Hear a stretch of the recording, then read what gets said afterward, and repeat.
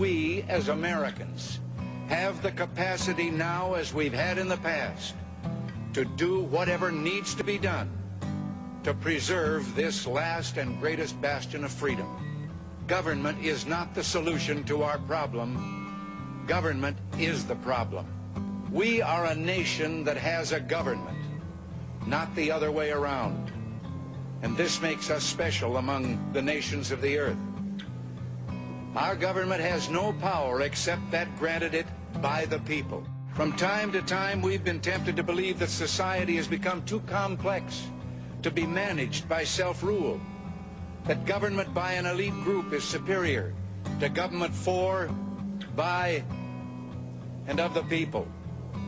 But if no one among us is capable of governing himself, then who among us has the capacity to govern someone else? It's not my intention to do away with government. It is rather to make it work with us, not over us, to stand by our side, not ride on our back. Government can and must provide opportunity, not smother it, foster productivity, not stifle it. It is time for us to realize that we're too great a nation to limit ourselves to small dreams. Those who say that we're in a time when there are no heroes, they just don't know where to look. Can we solve the problems confronting us? Well, the answer is an unequivocal and emphatic yes. I believe we, the Americans of today, are ready to act worthy of ourselves, ready to do what must be done to ensure happiness and liberty for ourselves, our children, and our children's children. And as we renew ourselves here in our own land, we will be seen as having greater strength throughout the world. We will again be the exemplar of freedom and a beacon of hope for those who do not now have freedom. With the idealism and fair play which are the core of our system and our strength, we can have a strong and prosperous America at peace with itself and the world.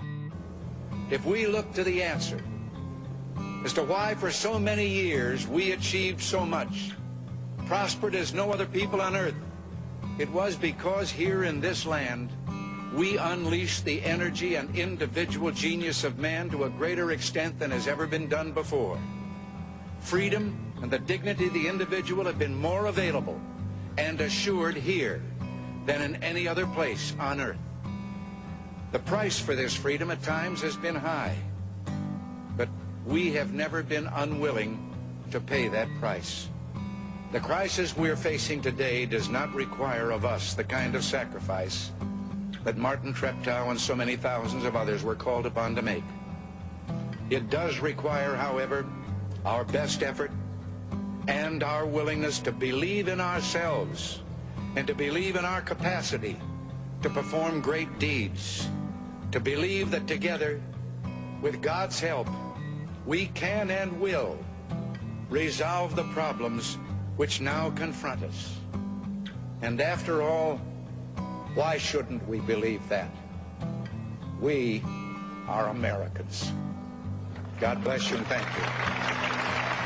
Thank you very much.